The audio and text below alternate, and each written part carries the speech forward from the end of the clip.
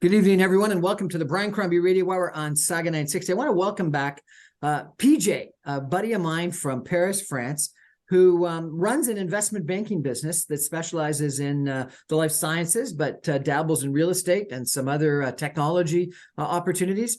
And he's going to talk a little bit about raising money in Europe, raising money in North America, raising money for healthcare companies, life sciences companies, technology companies, real estate, and how he ever got into this amazing world. PJ, welcome back to the show. How are you, sir? I'm doing so great. This is fantastic. I've been knowing you for 20 years now, Brian, and I had so much fun working with you. It's been an honor to be acquainted with somebody like you, so sharp. So yeah, I'm very happy to be here. I just want to find another opportunity to come to Paris and have you take me out to a nice fancy dinner again. We enjoyed those dinners so much. Well, you're on. No problem. So tell me, what is it? You're running your own investment banking business right now. Is that correct? That's correct. I started back this investment bank about 2 years ago after a gigantic fiasco because the 5 years before I had created a conglomerate of about 22 companies in various businesses, including modeling, including digital, and I had to file for bankruptcy. So I had some very bad years. And when I get out of that, which was 2 years ago, I started my own investment bank. It's got my name on it. It's called Fournel Advisory. Yeah, it's a great success. I'm very proud of it. And what do you specialize in? Am I right? It's in life sciences companies? Well, not only. I'm very proud to say that as we speak, I have signed up with a very well-diversified clientele in everywhere in the world. So we have 24 mandates signed. What we do for our clients is very usual. We do fundraising, we do M&A, and we do special situation. And half of our portfolio is under a brand name, which is Fournel Advisory Life Science. So yes, 50% of our business is in the life science arena. Is France known for its life sciences business? Is what? Is France known for its life sciences businesses?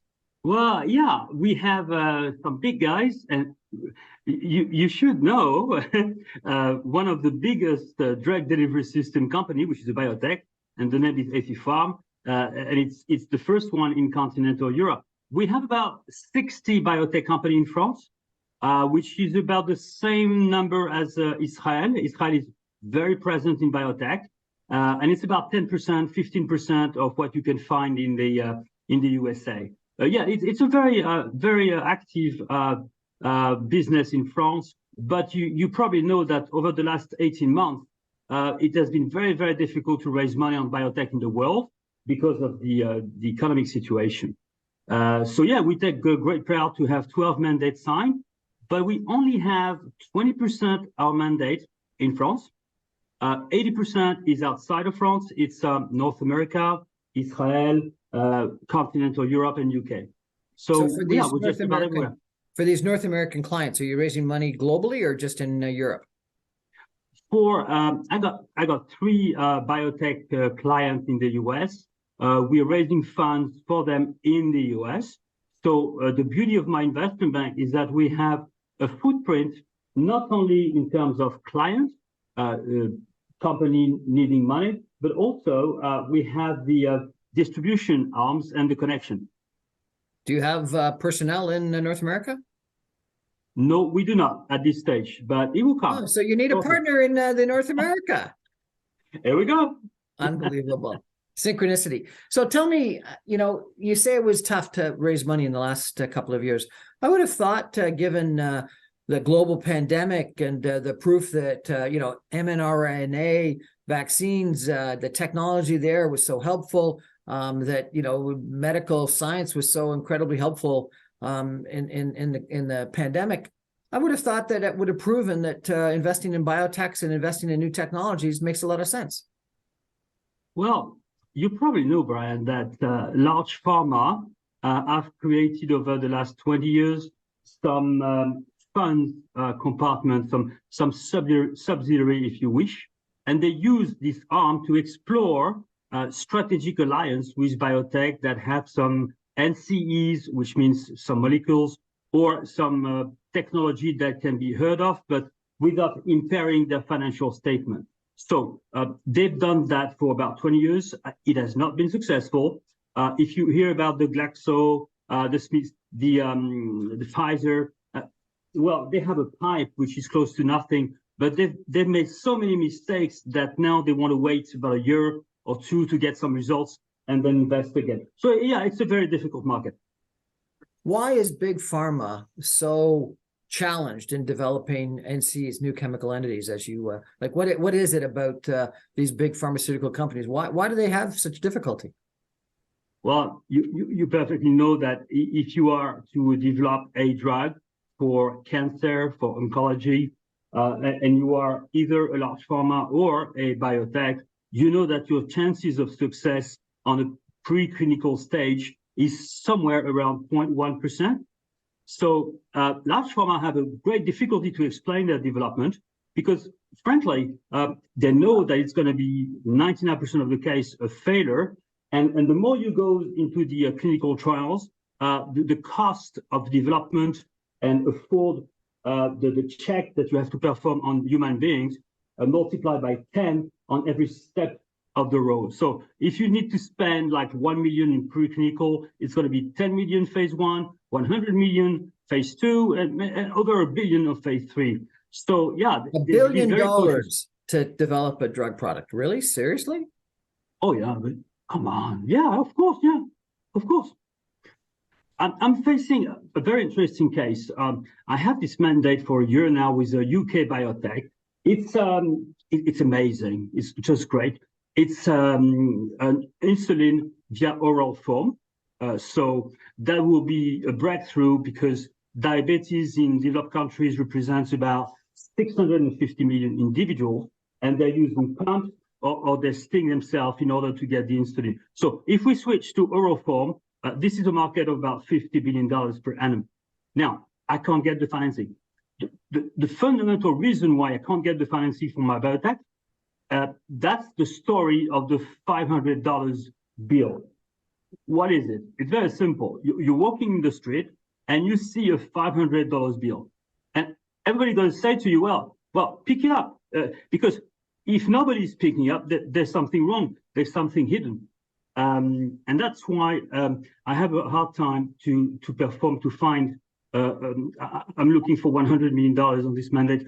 But I found a solution. So with the approval of the board of my client in the UK, I am, well, what can I say? It's confidential. I'm having a direct discussion with the CEO and the COO in order to merge the company, my client with a great technology, a great product, and them, they are listed on the NASDAQ.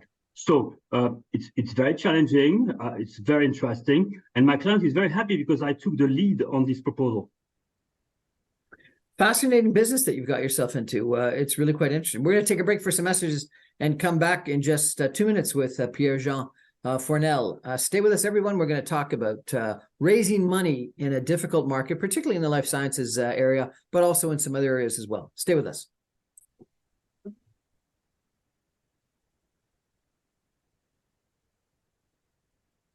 Welcome back, everyone, to the Brian Crombie Radio Hour on Saga 960. My guest tonight is Pierre-Jean Fournel. He is a life sciences investment banker in Paris, France. He's also raising money in the real estate business and technology business. He's got really a fascinating career. He worked with some major investment banks in France and in the United States, and then he was CFO of a pharmaceutical or a biotech company, and then he launched a conglomerate, and now he's running an investment bank. So I think he's got an interesting career, and we can talk about resilience, we can talk about ups and downs, we can talk about restarts, lots of good lessons. But maybe we could just talk about the funding business for a second. You mentioned you're merging in with a company on NASDAQ. You mentioned the challenge of trying to raise money for an interesting company that's got a really good technology. One of the complaints in Canada often is that we get lots of really good startups, but we're challenged in getting them to the mid-size because the capital markets aren't deep enough, that people aren't willing to put enough risk capital at work, and that if you want to be successful, you got to go to the United States to raise the money, and you got to go either to Silicon Valley to get the big VCs, or you got to go to New York and list on NASDAQ or something like that. Is that at all the same in Europe or in France? That you know, you can get lots of good ideas, lots of good startups, but getting them financed to go to the next level is challenging? Well, Brian, now that you mentioned the Canadian situation, I have a mandate. I told you we're everywhere now. So we have a mandate, exclusive mandate, to raise funds for a Canadian company incorporated in Quebec. And what they're selling is a new energy drinks, which is based on matcha being an herb, if you wish, a Japanese herb. And it's very attractive, less calorie, very exciting. And they sign a lot of things. Yes, it is difficult to find money in Canada.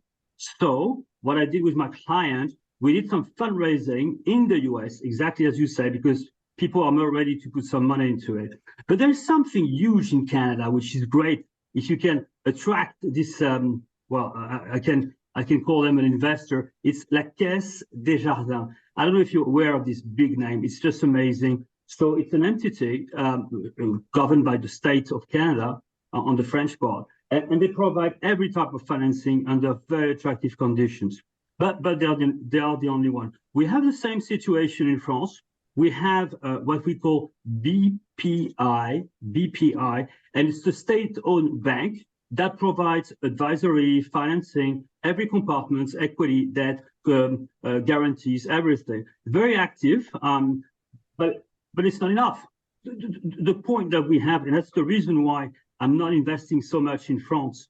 You probably know that when you look into corporate financing and you compare the US situation and you compare the French situation. In the US, corporate financing comes from the capital markets, bonds, etc., listed bonds, for 80% of funding. And therefore, 20% of funding for corporates in the US, mid-cap, large cap, is 20% of the amount required. Now, it's exactly the opposite in France. 80% of corporate funding is done by the banks. The banks are very cautious, especially with the current situation, of course, the war going on in Ukraine, etc., etc. So it's very difficult to make a business and find fundraising in France. So I'm using my distribution network, and I get some investors in the US to invest into France. That's the way I make a difference to my competition. It does.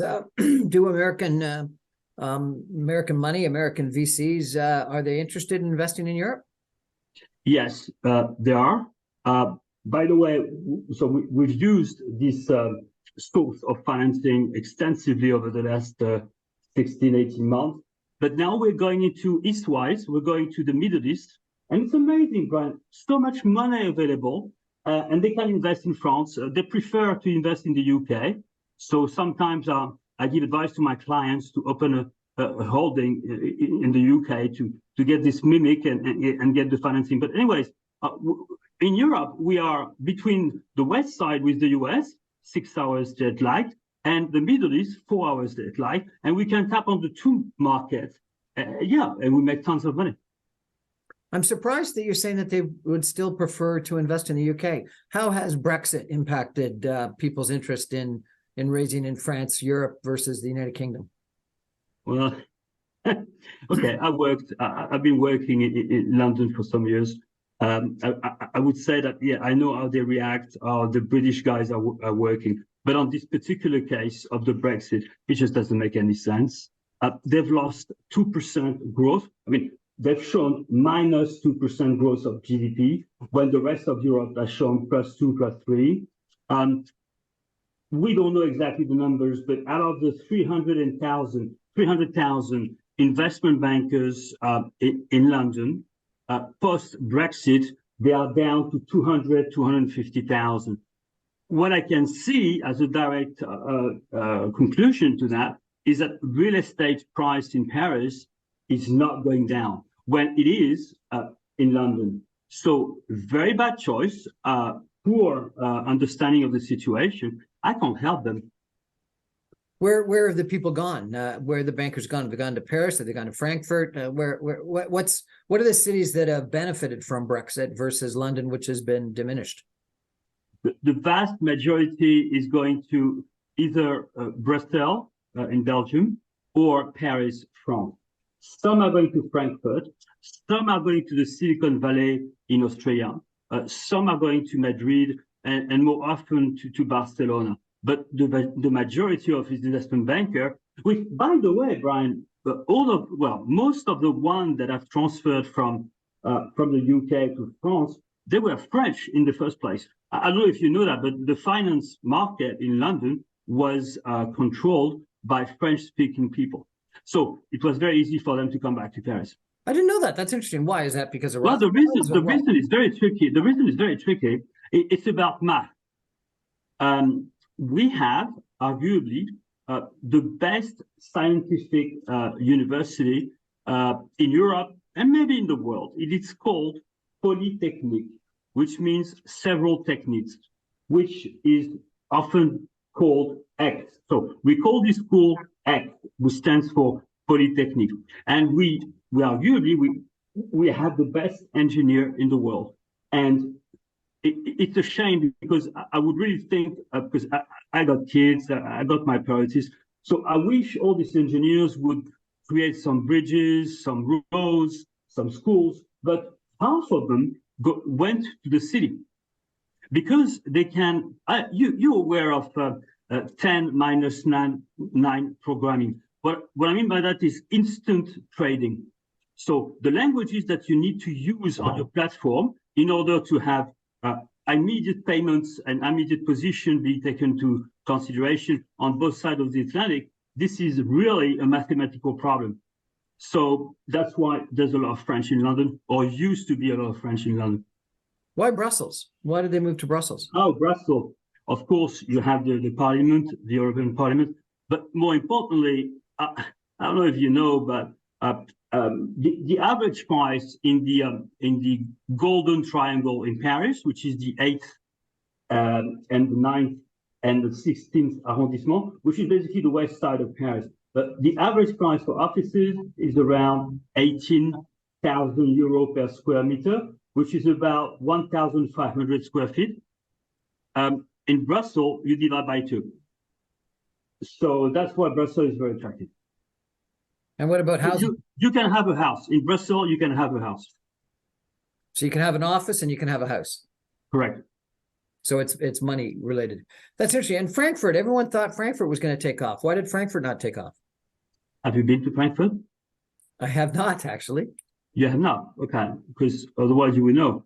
I went to Frankfurt because I was leading the mid-cap franchise of Deutsche in Paris. I was heading this important part of the business for France. I was in charge of companies making between $500 to $5 billion in revenues. So that's a large definition of mid-cap.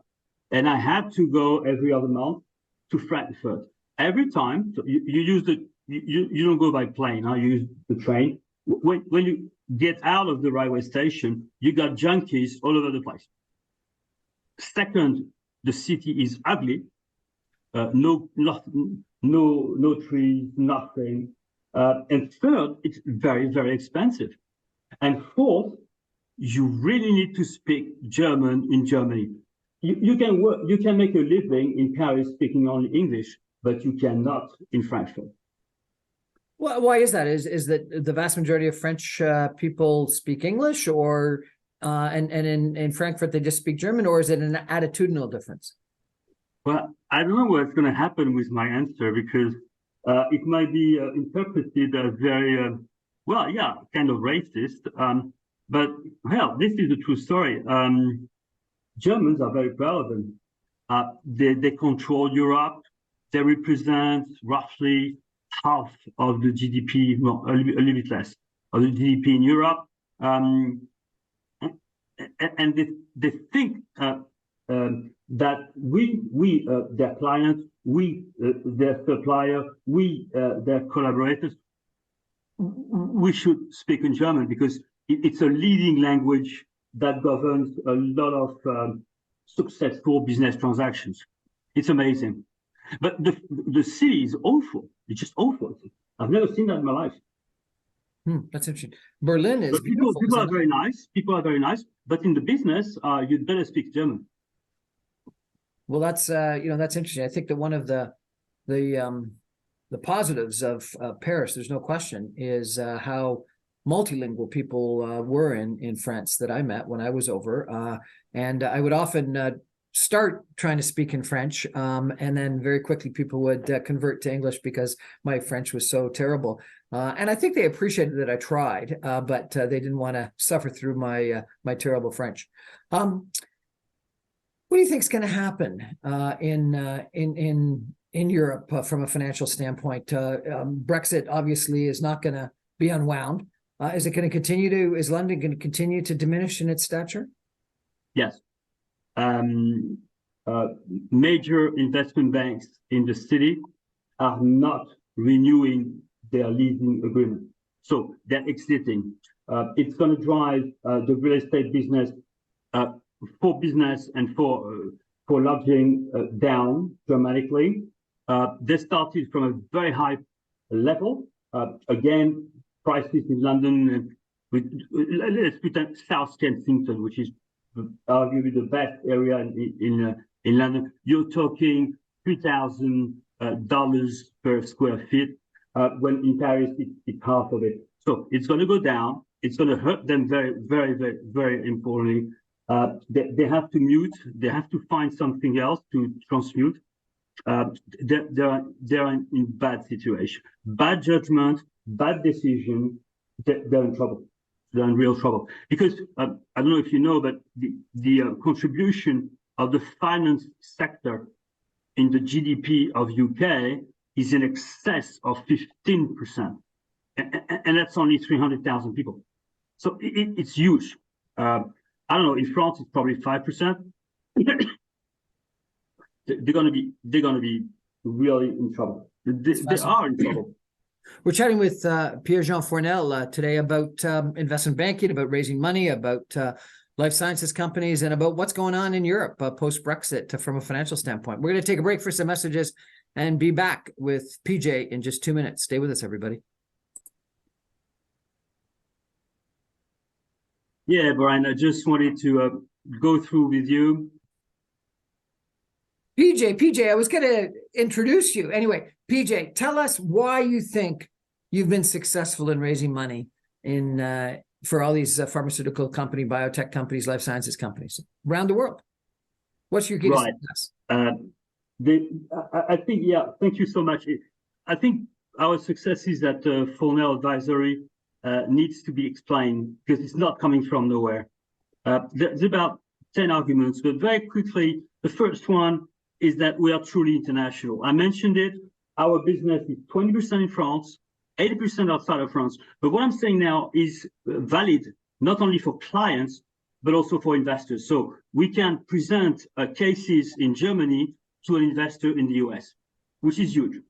The second point that we abide by, you probably know I'm a teacher in HEC, which is arguably the first business school in Europe in finance. And I always start my course with the same formula in finance, which is so simple: risk, return. In other words, the second argument is that we take any mandates, even for a couple of millions of dollars of raising, if, for instance, we have to spend 1 or 2 days. The third point, we have created a separate department and brand, which is called Financial Advisory Life Science, and we are dedicated to that, and we have knowledge and expertise. So our clients and our investors love it because we know what we're talking about. The fourth point, we have a unique model for tech and for biotech. What we do is that we talk to clients who say, we do not understand what you're saying. I don't have a PhD in chemistry, so I don't understand what you're saying. So what I'm going to do for you guys, I'm going to select somebody in the universe who knows what you're doing, and he's going to convince me that this is good, item number one. And item number two, I'm going to use this guy to plead your case, to talk to my investors. The fifth point, very quickly, we only charge on success, no retainer, because we want to be associated with the client. Number six, I've created a new product, which is the dual track. So a client comes to me, a biotech, he wants to raise $10 million. And I said to him, okay, that's all right, we're going to do it. But can I explore to sell your company at the same time? And most of the time, the answer is yes. As a result, we have two options which multiply our chances of success. 7 point, we share our data, our investors, and the situation on a weekly basis with a clean reporting, and they got the name, the contacts of all the investors. We have a strategy of transparency. As you know, Goldman Sachs made me an offer 20 years ago. I didn't take it for this reason. Goldman is not transparent. We are creating new products like the NAV product, net asset value. So what we do is that we leverage family office on their participation. So it's double leverage, it's reduction of WACC, weighted average cost of capital, and it's very attractive. They love it. We're the only one to propose this product in France. It has been created 2 years ago in the US, but as you know, French are very slow when compared to the US.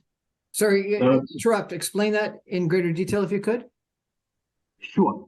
Brian, you have a family office and you have $100 million invested in the 10 participation of $10 million each.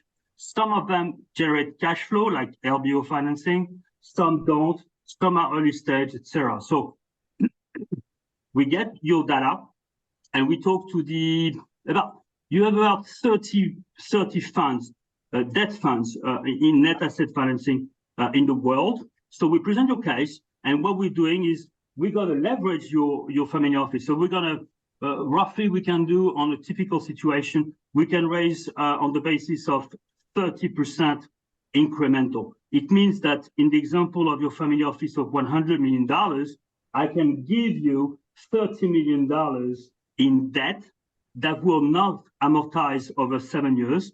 And you can use this debt to invest in new participation.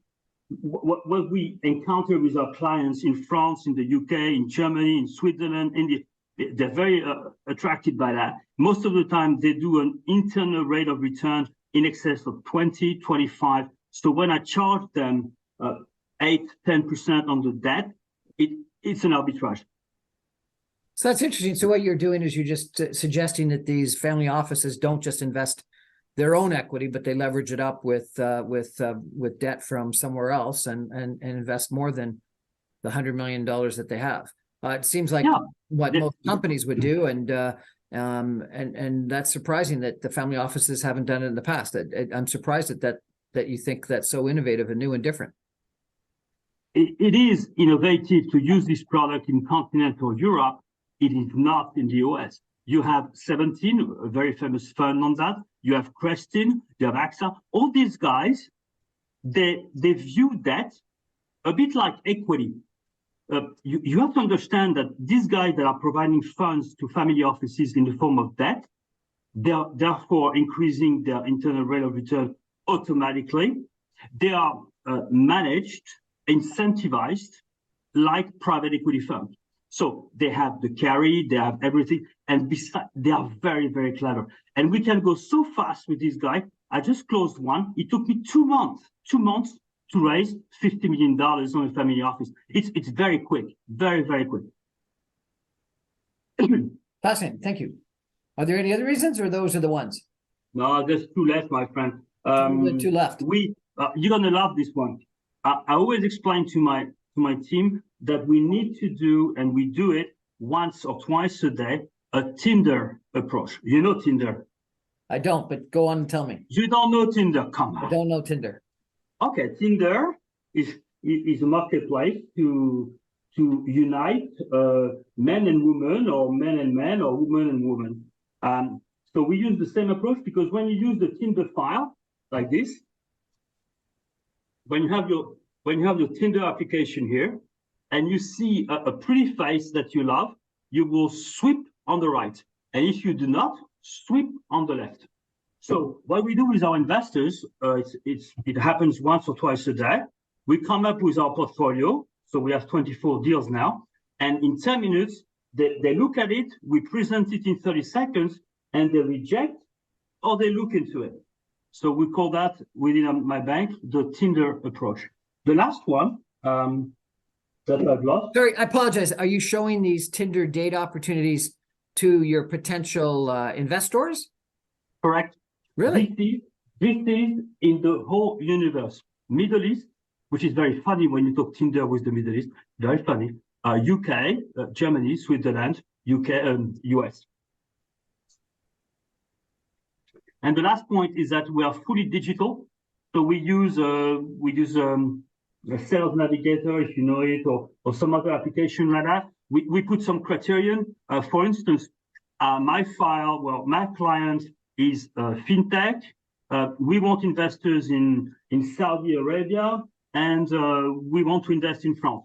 So you put these keywords, and the application gives you some investors. And most of the time, it's a very good job. So that's the last reason for success. You know, those are some incredibly interesting criteria for success. I think two that really stick out to me are number one, that you're only paid on success, not retainers. I think there's so many small-time investment bankers and fundraisers out there that almost really make their business in just trying to get retainers, and they don't actually end up doing much work. They don't actually complete many deals, but they just go out and pitch themselves and try to get all these retainers. And I think that soured a lot of banks, a lot of companies on the whole business because they think people are just shopping for retainers. So I think that that's a very smart move. And then I think the second that you mentioned is that you really are oriented toward you've got this successful focus on life sciences. And I do think that, there's a lot of people that don't know anything about life sciences that try to represent themselves in life sciences. You still, as you mentioned, go out and find the experts that can tell you about the science or the medical or the disease or whatever it is.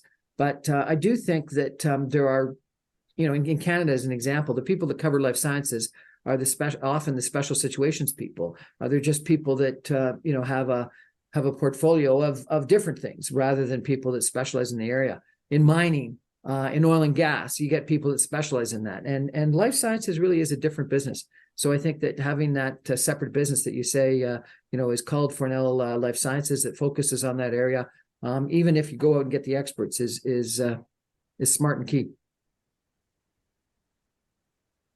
Definitely. Do you want some business case or too late? Do what? Some business cases, just to explain what I'm doing on a day-to-day basis. Sure, but we're going to take a break for some messages and come back and do that. Stay with us, everyone. Back in 2 minutes with PJ.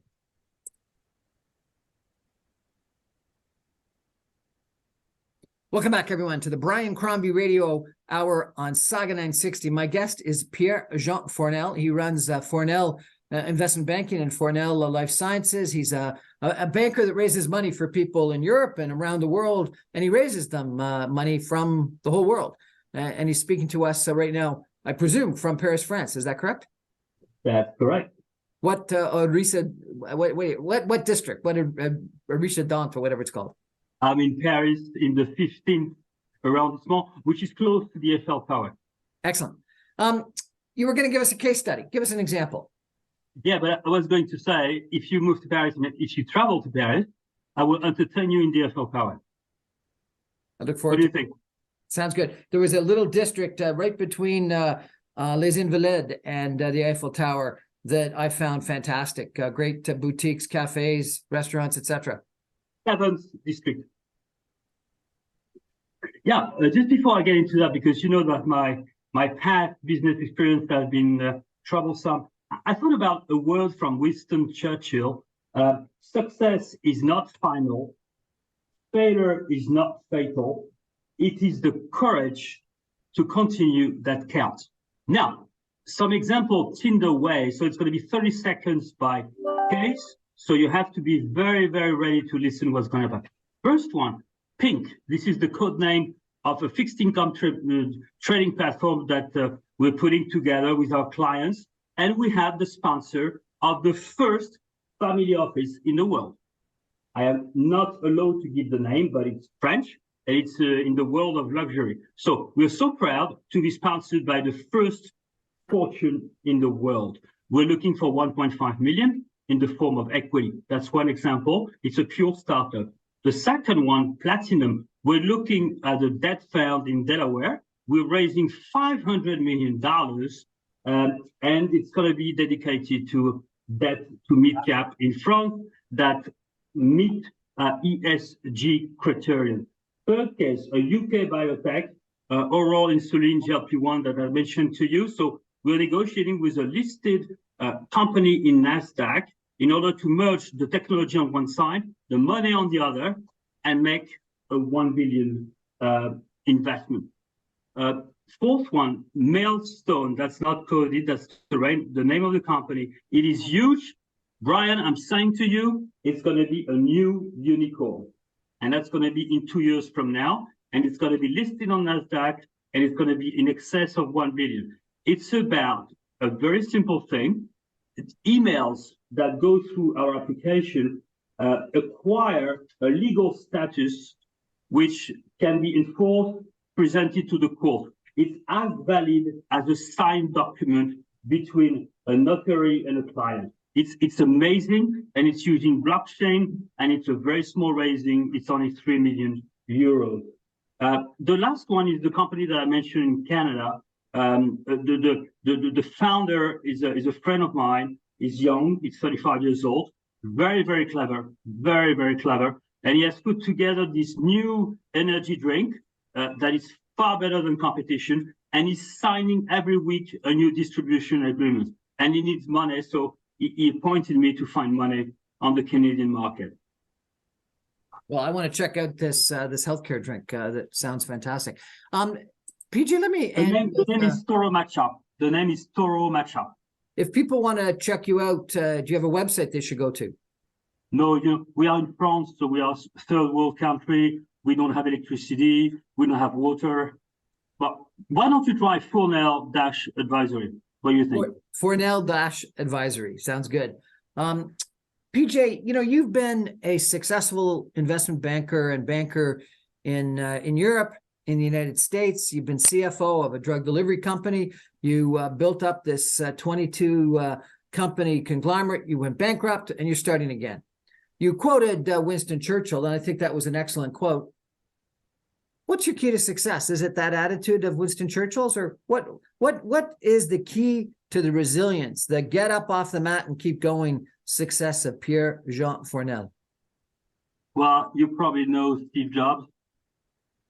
I've heard. Even though, unless I haven't checked, but I think he's dead. But he used to say, do you want to spend the rest of your life selling sugared water, or do you want a chance to change the world?